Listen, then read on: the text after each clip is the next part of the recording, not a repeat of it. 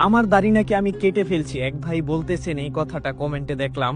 ওনার কমেন্টের প্রায় 100-র মতো রিপ্লাই গিয়েছে, তো ভাবলাম উনি যেহেতু একটা ফেতনা ছড়াচ্ছেন এখানে, এই বিষয়টা আসলে অনেক স্বাভাবিক। তারপরও যেহেতু উনি বুঝতেছেন না, ওনাকে একটু বোঝানোর চেষ্টা করতেছি যে আপনার ভাইয়া এখানে দাঁড়িয়ে উঠছে, এখন যদি আপনারা আমি প্রশ্ন করি যে এখানে দাড়ি নাই কাইটা ফেলছেন, তাহলে তো হবে না। আসলে মানুষের দাড়ি ওঠার সিস্টেম এক একজনের এক এক রকম হয়। কারো এদিক দিয়ে প্রথমে ওঠে, দেখবেন এদিকে নাই, আবার এদিকে ওঠে, বা কারো দেখবেন এদিকে উঠে এদিকে থাকে না। তো এটা হচ্ছে দাড়ির এক একটা ধরন। তো আপনি যদি এখন এটাকে বলেন কেটে ফেলছি, তাহলে তো ভাই কষ্ট লাগে। কাটবো কেন? নবীর সুন্নত দাড়ি, কেন কাটতে যাব?